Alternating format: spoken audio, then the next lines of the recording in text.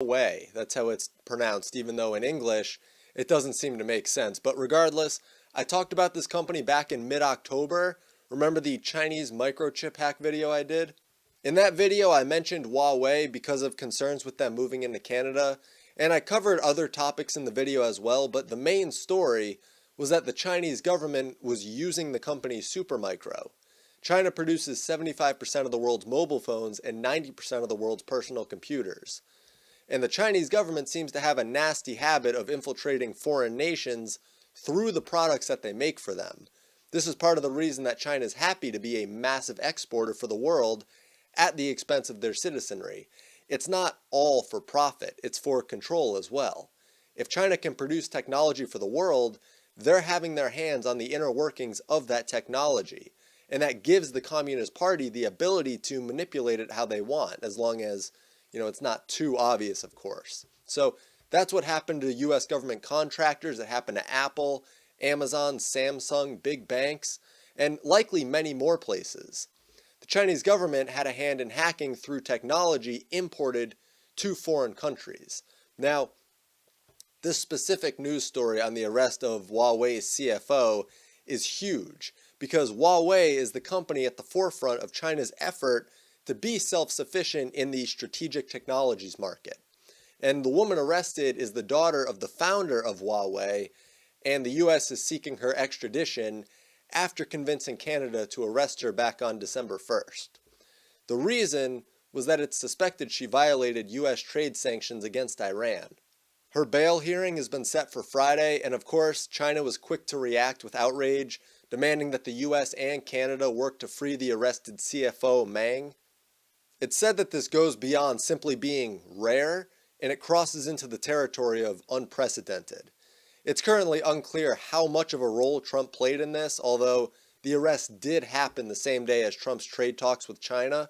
But regardless, China seems almost certain that Meng's arrest will provoke a major escalation in the trade war. Now, in the trade talks, Trump has insisted that China should stop providing government support to strategic sectors, including artificial intelligence and robotics.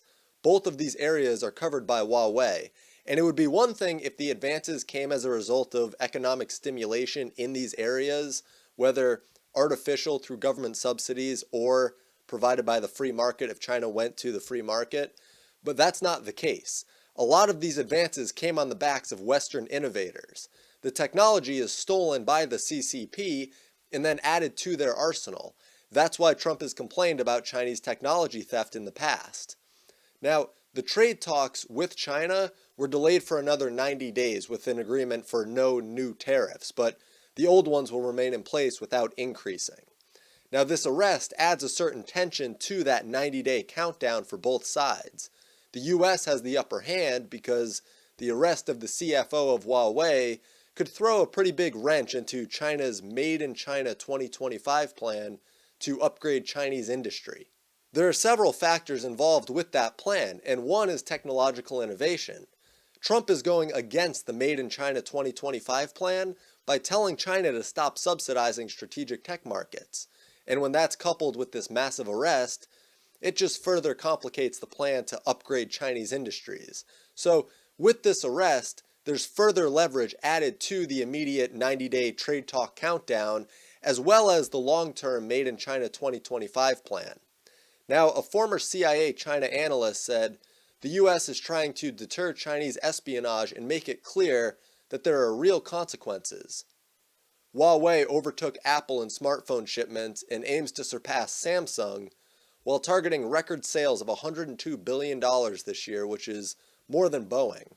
That's why the Trump administration blocked a merger that would have led to 5G in China. Huawei has been blocked from selling its gear in Australia and New Zealand. They got frozen out of a Korean contract, and they face US-led competition even in Papua New Guinea. Keep in mind, Huawei has also been pushing to install 5G in Canada, and US senators are urging Canada to not do it. The reason that this would affect the US is because of Five Eyes. It puts the Canadian national security at risk, and because Five Eyes includes the countries that have barred Huawei products, Australia and New Zealand, and Five Eyes includes the US and the UK, The Chinese government just has to massively infiltrate one of those countries to gain access to intel from the others. Canada allowing them access to 5G would do that. The US senators even wrote that there is ample evidence to suggest that no major Chinese company is independent of the Chinese government and Communist Party. And Huawei, which China's government and military tout as a national champion, is no exception. US leverage also surfaces in the fact that Huawei still relies on America for its equipment and its networking gear for smartphones. ZTE Corp is an example of a Chinese company that almost collapsed after US penalties were handed down for violating Iran sanctions. Huawei is crucial in China's separation from Europe and the US, and if Trump didn't issue this arrest, it could show that there's no real desire for the US government to make a deal with China, but rather to just bar them from becoming independent in terms of technology. Either way, this is a huge arrest that caused Huawei's stock prices to tank, and really stocks all across Asia fell. So this is something to keep a watchful eye on, and we'll have to see how it progresses during these tense trade talks and the push to keep Huawei at bay from stealing Western technology. So I'll keep an eye on this, as I'm sure it'll continue to be relevant while trade talks are in progress over the next 90 days or so. So thank you all so much for tuning in. I hope that you found this video useful. Be sure to leave a like and subscribe if you haven't.